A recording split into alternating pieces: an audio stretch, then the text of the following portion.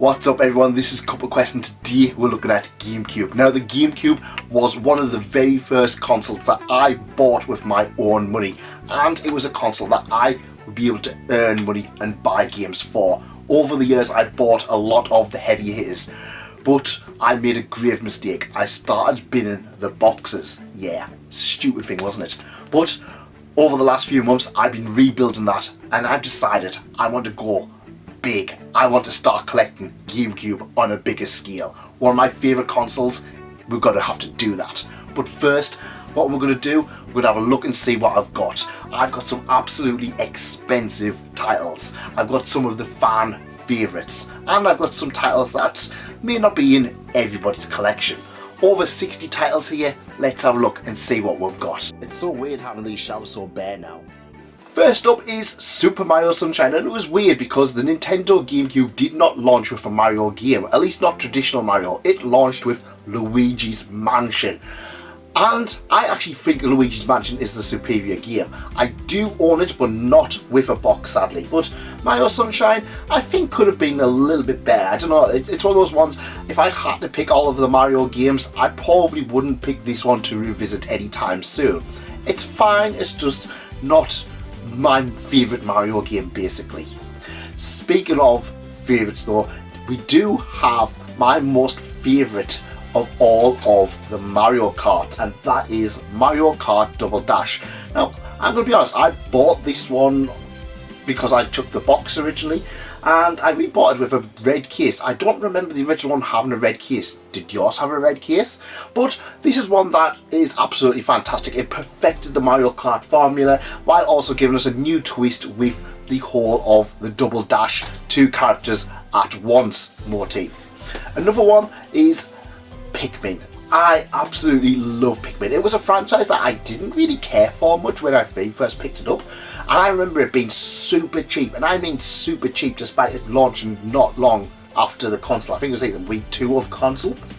But this franchise has become one of my favourites, and Pikmin 2 is high on my list to pick up. I do own it on the Nintendo Switch, and I own the disc version, but not boxed. I don't count it until I've got it boxed.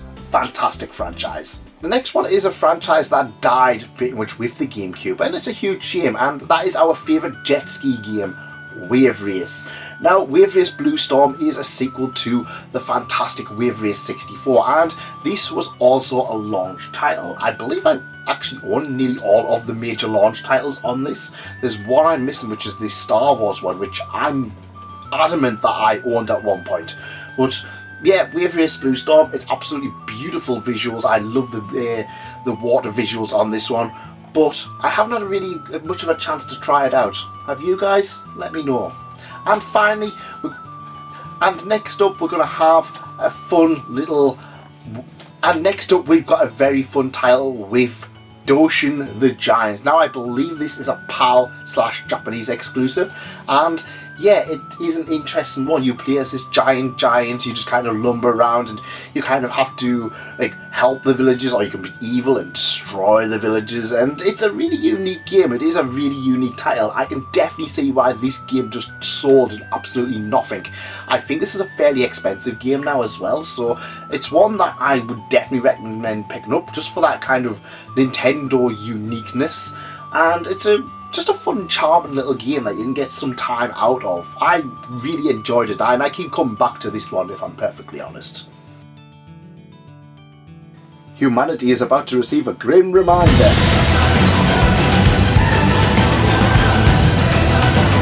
Next up is a 10 out of 10 game, and I believe it. It even says on the cover, 10 out of 10 Nintendo Official Magazine, and that title is The Legend of Zelda, The Wind Waker. Now this was pretty much hated on original launch due to the visual style, but as soon as people tried it out, they absolutely fell in love with it. This is the limited edition version, which I believe is a slightly common version of the game, and it includes Ocarina of Time and Ocarina of Time Master Quest, which was very unique at the time. It was really cool to get that, one of the best games of, in my opinion, the best game of all time as a added bonus. We also got Nintendo released Legend of Zelda 4 Swords Adventures. Now this is actually an interesting one. I don't own the cardboard box for this one, annoyingly. It's an expensive title, but this is a multiplayer focused Zelda game. We did come back to this very much later with Triforce Heroes, but I like this one a lot more. I have a lot of fond memories with me and my friends playing this with our Game Boy Advances all connected up and beating this over one summer. A very fantastic time. Now, Legend of Zelda also received a few more titles, and there is Twilight Princess, which is on my list. It is on my list to pick up, but there was another one as well. The Legend of Zelda Collector's Edition promotional disc. Now, I believe this came with some copies of the GameCube, which also came with Mario Kart. And this is basically a collector's edition of the first 4 Zelda games. So you get Legend of Zelda, Adventure of Link, Ocarina of Time and Majora's Mask, which was a nice cool little collector's edition. I would love for them to revisit this for Nintendo's 40th anniversary. Hint hint. Maybe at this point we can throw in maybe like the original Link's Awakening and Link to the Past. Obviously Link to the Past at this point was getting re-released on the Game Boy Advance. I don't know why they didn't re-release Link's Awakening. I think it was still fairly new on the Game Boy Color. But yeah, it's a cool little addition. I don't know if this ever got an American release. Let me know. Another one that... This is a franchise I don't have much love for. And it's a big Nintendo franchise. Star Fox. Now, Star Fox Adventures was originally a game called Dinosaur Planet. And I believe this is one of Rare's later titles before they got sold to Microsoft. And if I'm going to be honest, I played a little bit of this one years ago and I just couldn't really get into it. I know it's got its fans, I know I need to go back and try it out, but for me at this point I can just say it's not one that I've really enjoyed.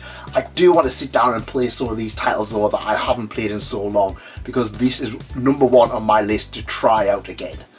And another one that I do want to try out, which I actually picked up way back when and is now a fairly expensive GameCube game, also is now on the Nintendo Switch Online as well. Wario World. Now, I am a huge fan of the Wario Land series on the Game Boy. I absolutely adore them. I think they're really inventive and they really put a twist on the whole Mario franchise. Wario World, again, was another one that I picked up again years later and I just couldn't get into it. I don't know if it was because I was picking up too many games or just kind of like not like kind of playing enough of them, but yeah, I don't know. I've not played enough of this one to form an opinion, but I remember not really loving it when I did play it. It's a bit of a shame.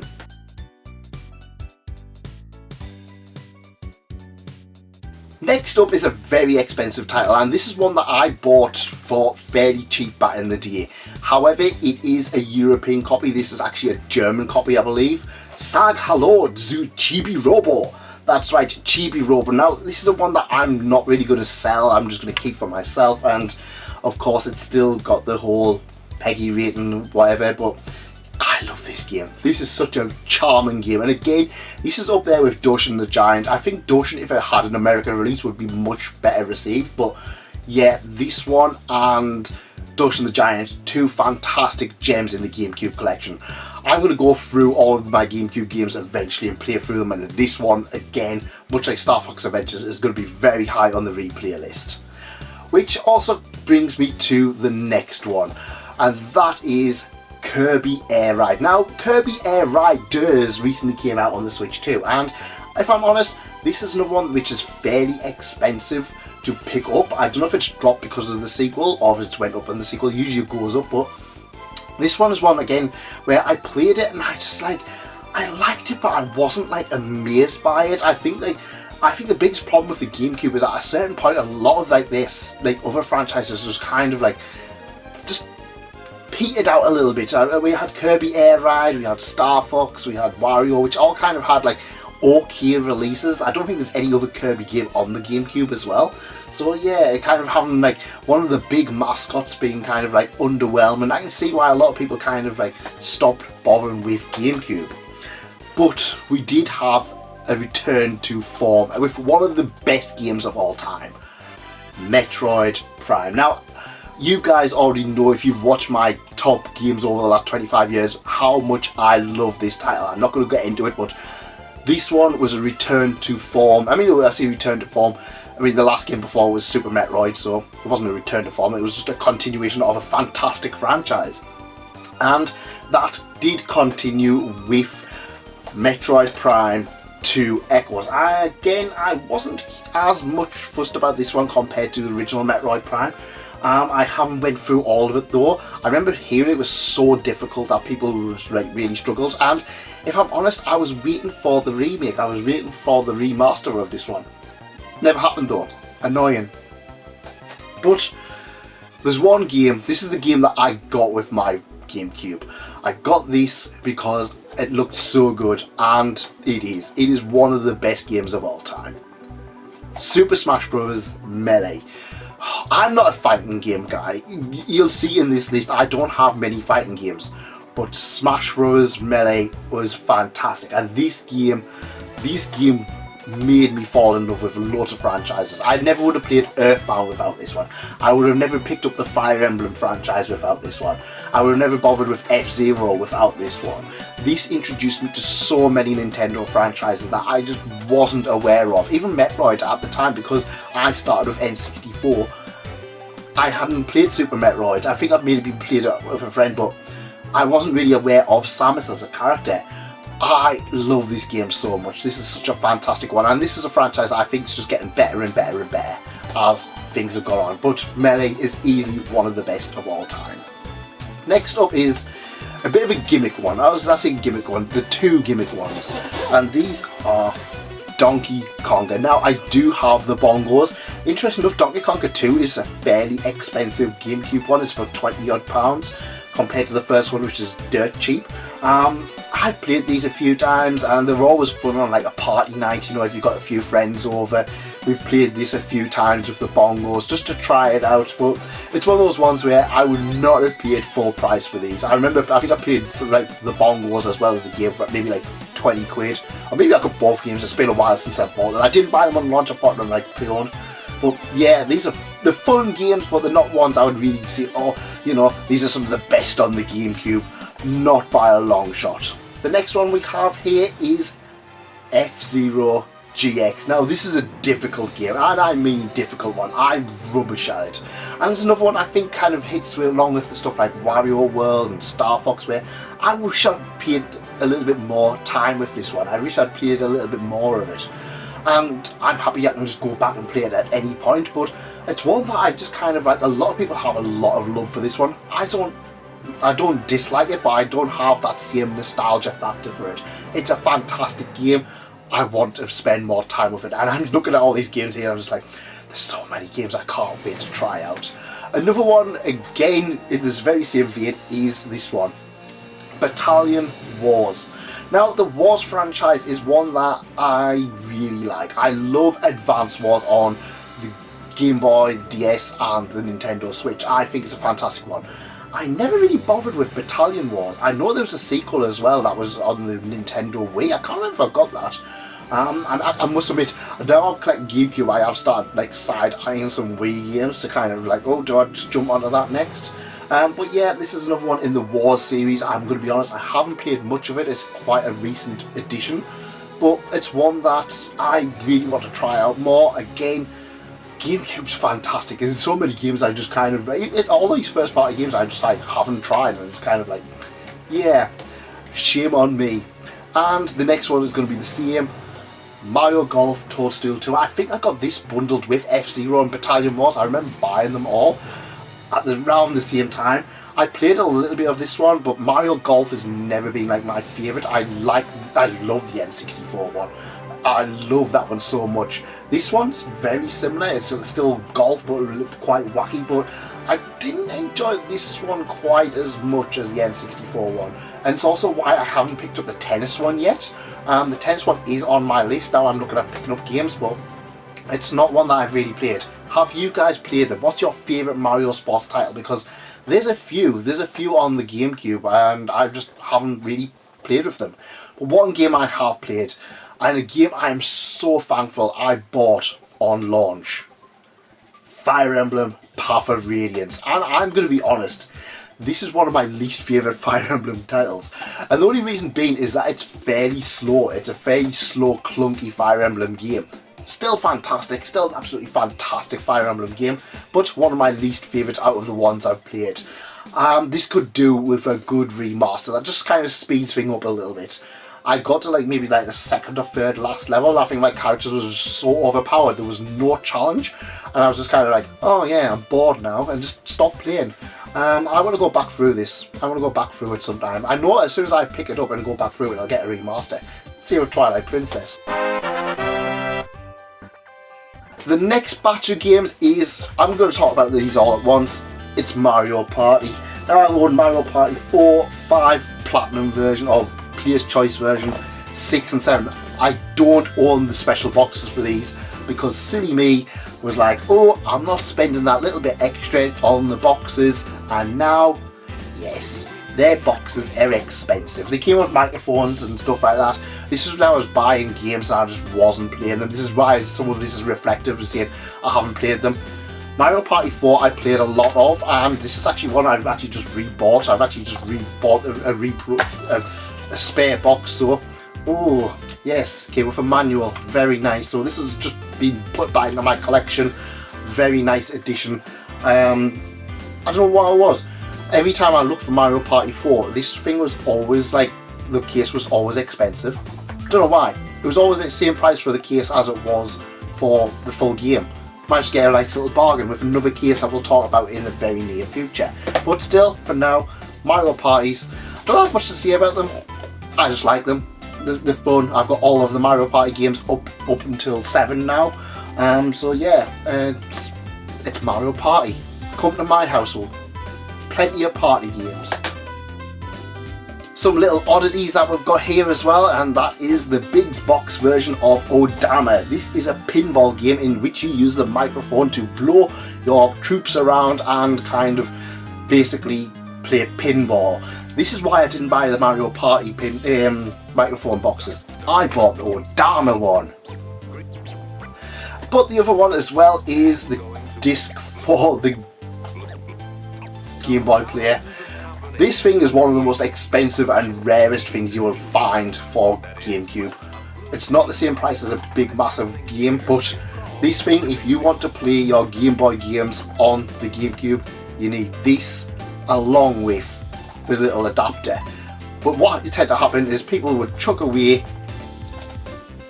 the disc, separate the disc, so most of the time when it's pre-owned, someone's either got the disc or they've got the other one. Usually the discs got binned or chucked or destroyed, or the disc got lost, whatever. Yeah, it's a fun one. Fun little obscure things that you don't normally see. Now we move from Nintendo to Nintendo's enemy at the time, Sega. That's right, Sega. Well, during GameCube era, it was when Sega and their Dreamcast kind of faded away. They became a third-party developer, but they started publishing games on Nintendo, and we started seeing Sonic on Nintendo. Unthinkable, absolutely unthinkable a few years prior. Now, well, Sonic's everywhere. Everybody can have Sonic if they want him. He's cheap. But yeah, we get a few little Sonic games on here. We've got Sonic Heroes and we've got Sonic Mega Collection, and this is how I discovered the Sonic franchise. This is how I actually got to play all of these Sonic games, because I didn't have a Sega console. I got this, and it's a good introduction. It's got a lot of the favourites. We also got, published by Sega but developed by Team 17, Worms 3D. I love the Worms franchise. 3D was a bit of a weird addition to it, but still a fantastic game in its own right. We also got another one as well, which I think is Sega's dark horse, Puyo Pop Fever. Now, Puyo Puyo has been one of those franchises that's been around for ages, but I kind of feel once we kind of got into GameCube era, it was getting quite difficult for developers to actually release puzzle games for full price. But this one, it's absolutely charming. It's Puyo Puyo. I love Puyo Puyo. It's an absolutely fantastic little addition to the GameCube library, and it's one that I keep coming back to time and time again. I think I paid about £5 for this back in the day. I'm going to guess it's fairly expensive now. Sega did quite a bit of games for the Nintendo GameCube, but another company that was really supportive of the GameCube was Capcom. And I've got a few Capcom titles here, most of which are one franchise. But the first one is PN03, product number 03, and this is basically, you know, like in this day and age, this would be an absolutely beloved franchise. It's a bit of a forgotten one. I think this is one of the very few titles that's still stuck on GameCube. I think all of the other exclusives end up coming to other consoles. But this is basically, before we had Nier Automata, before we had Bayonetta, we had PN03. It's okay. It's a fun enough game, nothing too special. A little bit of a disappointment, I think, at the time, but I enjoyed it enough. I think I paid next to nothing for it. But the next one is another one. I love this franchise. I love this franchise so much, but it gets no love. Viewtiful Joe. Now, this one I believe was made by the ones who went on to do Okami, and then also do Devil May Cry and stuff like that. But this is such a joy to play. I'm rubbish at it though. I'm absolutely rubbish at this game. Now, I can't remember if I actually owned this when I was younger, but I remember having a demo disc that basically had you do for the first level, and I was rubbish at it then, and I'm rubbish at it now. There is a few more Viewtiful Joe games on the GameCube though, so I am going to be looking to pick those up in the near future. This is another one, again, this is going to be very high when I go through and start playing through GameCube games, because this one is a joy. The other ones is, well, we have 3 of them, and they are the Resident Evil series. Now, Resident Evil was a bit of a weird one because it had some titles on Nintendo systems previously. We actually had Resident Evil 2 on the N64, and there was a cancelled Game Boy port of Resident Evil 1. Capcom really pulled their fingers out and gave us a ton of Resi titles. We had Resident Evil 4, which is one of the best games on the GameCube, and in my opinion the best Resi title. But we also got Resident Evil. We got a remake, or the very first remake of Resident Evil, and we also got a prequel, Resident Evil 0. Eventually Resident Evil 2 and 3, and I think Code Veronica also came out onto the GameCube. So if you're a Resident Evil fan, the GameCube was the place to be. Unless you had a PlayStation, in which you could play all of them games also on PlayStation. I don't believe that Resident Evil 0 came through though. I don't remember that one. Now, there's a few titles that you guys have probably been thinking, I've missed them out, and the reason being is they're in this pile here. JRPGs. I got into JRPGs during the PlayStation 2 era, so I was playing catch up on Final Fantasy, catch up on some other titles, but I managed to discover some fantastic gems with JRPGs, and one of them is Paper Mario The Thousand Year Door. This game was so expensive until not so much now. I think it actually still is fairly expensive compared to like the others, but it did drop a lot in value because of the remake. Absolutely fantastic game. One of the best games on the system. One of the best JRPGs of all time in my opinion. Absolutely fantastic one. One that I did pick up, and I haven't really had a chance to play on it much, is one that I remember hearing loads of people talk about. Phantasy Star Online Episodes 1 and 2. Now, this came out before the whole craze of World of Warcraft came out, and I remember hearing so many people absolutely loving it. Also has offline mode as well. Yay! Now, interestingly enough, this is actually a rare American box. It was £14 and it had the American box in, which at the time it was significantly cheap. I think the game has dropped quite a bit in value now. I'm assuming the servers are now offline. Well, the servers were online for a long time as well. But yeah, I haven't really played this one much, but it's one that I'm looking forward to trying. I probably am going to rebuy it though, so I can get the better box. I like PAL boxes more. The next one though is probably the most deserving game that needs a remake.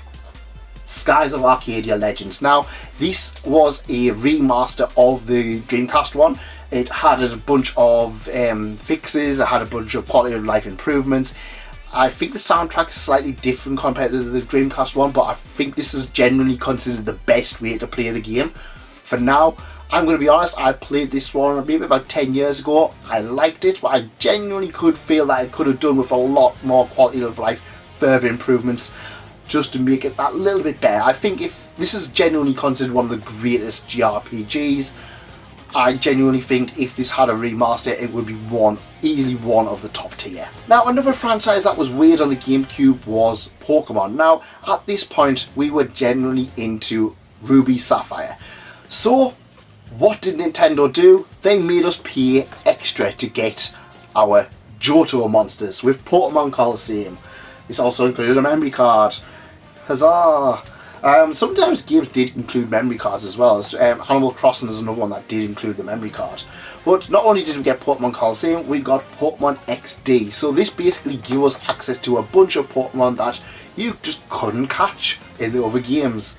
So yeah, Nintendo was selling us DLC via full games well before it was popular. Good on Nintendo. Another title that I really enjoyed my time with during the GameCube era was Harvest Moon, A Wonderful Life. Now, this one is quite a slow one. I have a lot more love for the Game Boy Advance ones and the Game Boy ones, but Harvest Moon in general is just one of those franchises that I just really liked up until about the Wii era, and then I just fell off them bad, and now it's kind of one of those ones where I like Story of Seasons, but it's also just as easy just to play Stardew Valley or Room Factory. But I have a lot of fond memories playing A Wonderful Life. I really enjoyed it, and this is one of those ones where I was playing just about every JRPG I could find, and I enjoyed that one. Speaking of JRPGs, this game had me addicted, and I genuinely don't think that I would be the person I am with today without playing this one. Tales of Symphonia. Now, I'm going to be honest, Tales of games is not a franchise that I'm a huge fan of. I adore this one. This is easily my favourite Tales of game, and I don't think it's even close. This is just such a joy to look at, such a joy to play. Absolutely love this one from start to finish. I've played this game so many times. I think I did just about everything on these two discs, which is funny because I don't think I ever finished playing it when I played it on the PlayStation 3 and stuff like that. But I would go back through these games so many times on the GameCube.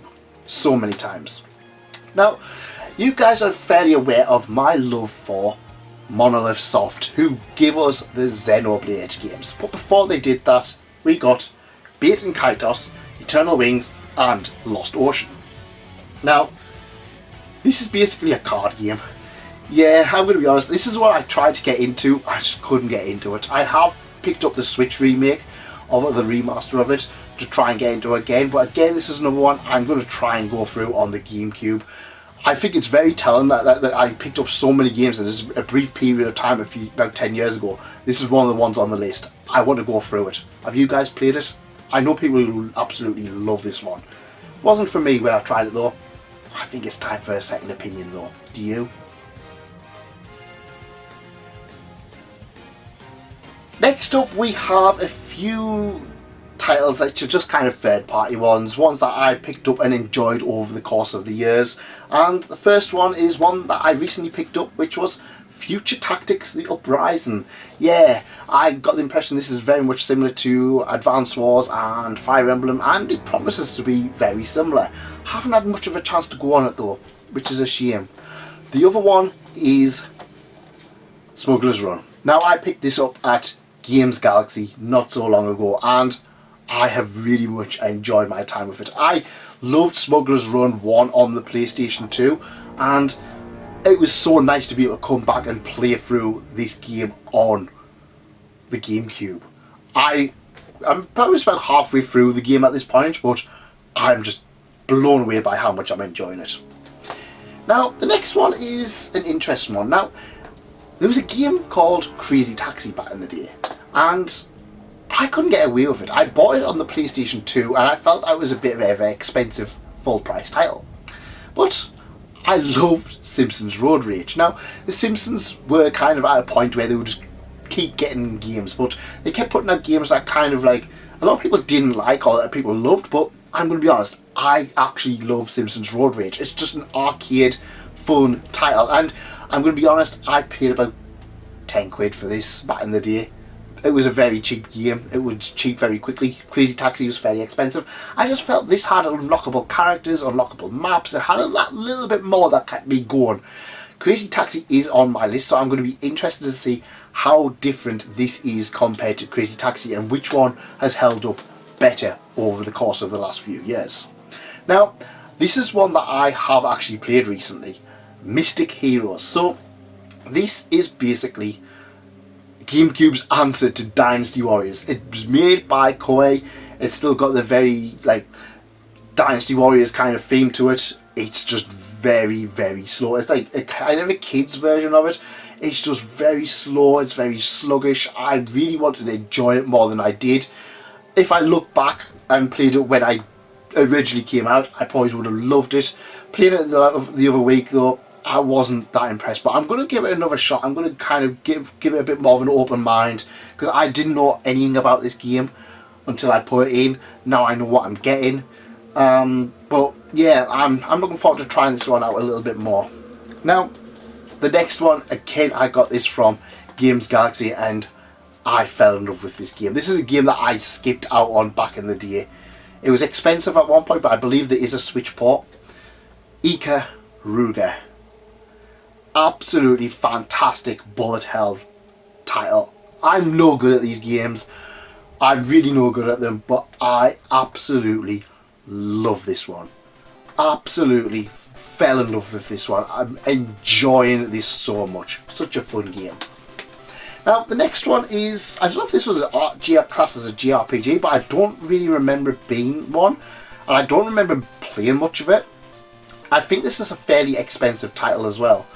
Medabots Infinity. Now, I actually was a huge fan of Medabots growing up. I loved the whole kind of Pokemon battling system while also having the robot like system in as well. If you defeat robots, you kind of can keep one of their parts and build your own robots kind of thing. I had a really good time with Medabots RPG on the Game Boy Advance. I don't remember a thing about this one. I don't remember a single thing about this one. I remember being really excited. I remember going to Granger Games, picking it up, being excited to play in it. I don't remember a single thing about it, which is deeply concerning for me, because I remember being so excited for this, playing it, and all I can remember is disappointment, but I don't remember why.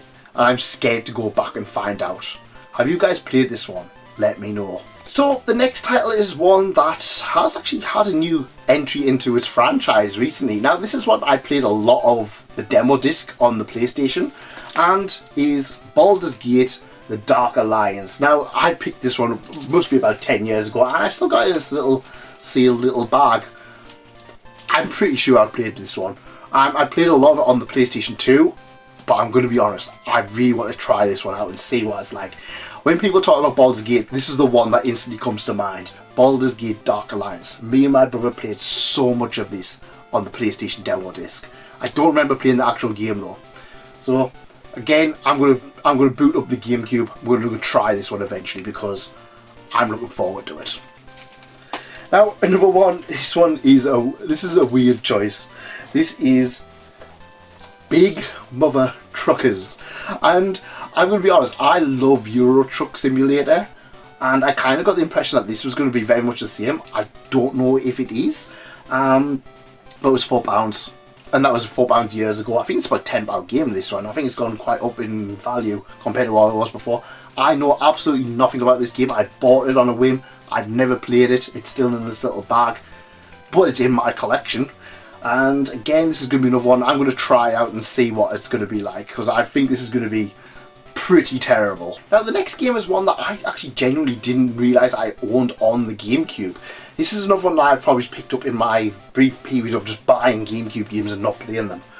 Burnout 2 Point of Impact. Now, I did play this on the PlayStation, and I'm going to be honest, I love the crash courses on it.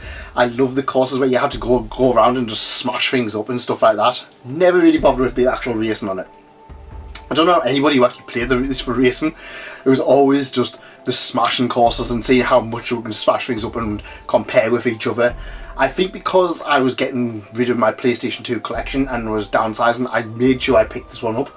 Don't think I've ever played it on here though. Is it a good port? Let me know. I know Burnout 1's also on the console as well. I keep saying that, but it's always in crap condition, so yeah. Next up is a game that I remember more for walking into game. This one always been on shelves and never been a game that anybody seemed to own. Zoo Cube. I think I paid about £2 or £3 for this. It's a puzzle game. It's actually pretty okay as well. It's not like the best thing. It's kind of, there's better puzzle games on the platform, but yeah, for a £2 game, this one's a lot of fun. And at the end of the day, £2 if you're getting fun out of a game, you know you're going to have a good time, aren't you?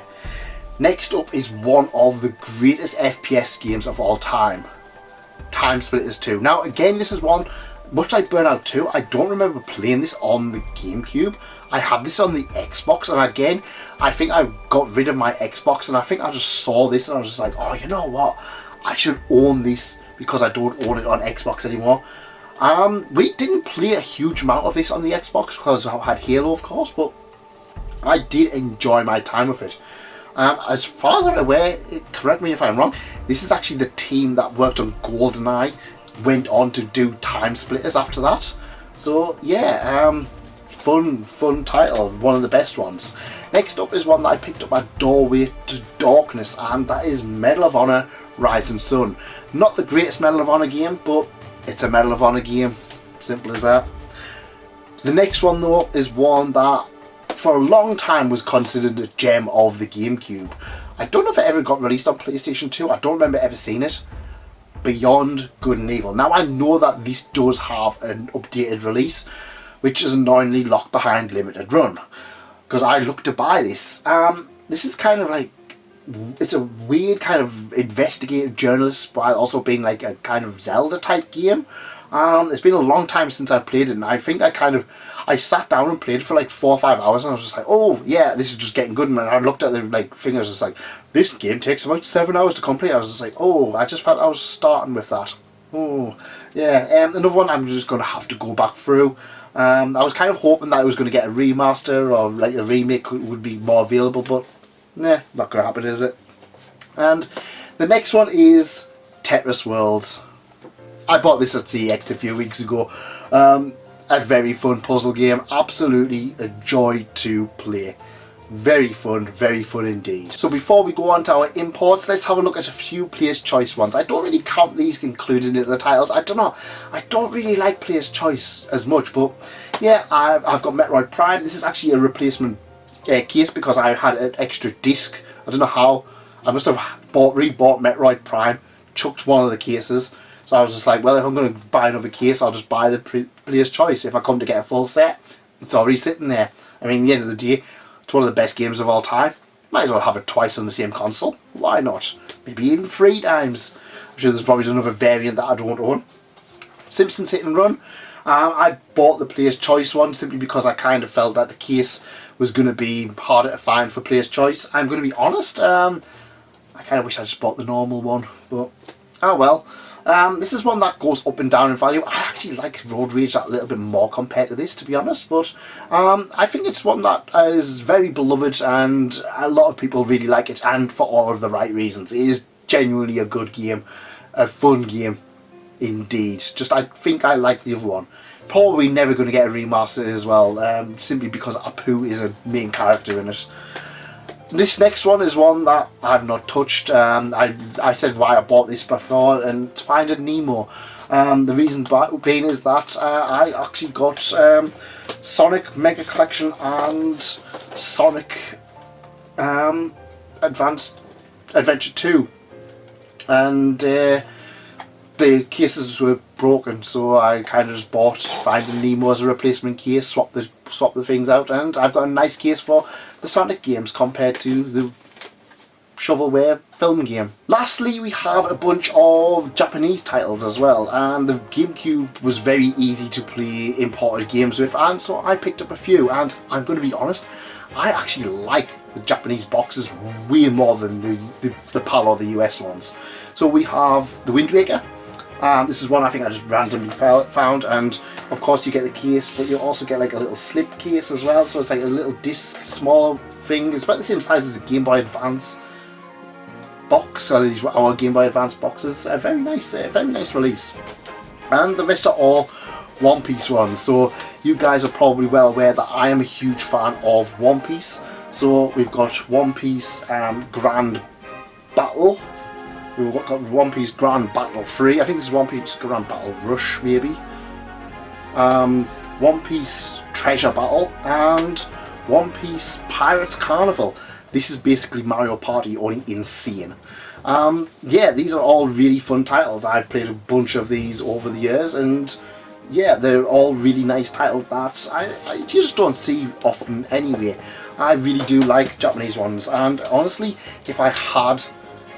if these were easy to find, I would probably pick up a bunch more of these. I think they're really underrated. I think they're really beautiful cases, and I think they're really nice. They're nice. I think these look nicer on the shelf than the actual GameCube normal cases do. So that is my GameCube collection so far. Over 60 games. I think that's what, 15% of the actual total GameCube. I think there's about 400 PAL releases. Will we get to a full collection? Well, we might get to a quarter of that. I'm going to be going out to CEXs. I'm going to be hunting at retro game shops to try and get all of the great GameCube titles. But let me know in the comment what your favourite GameCube title is and what GameCube title you would recommend I pick up next. And if you did like this video, check this one out here. There's plenty more fantastic content that you're going to enjoy if you like GameCube titles. I'll see you over there. Goodbye.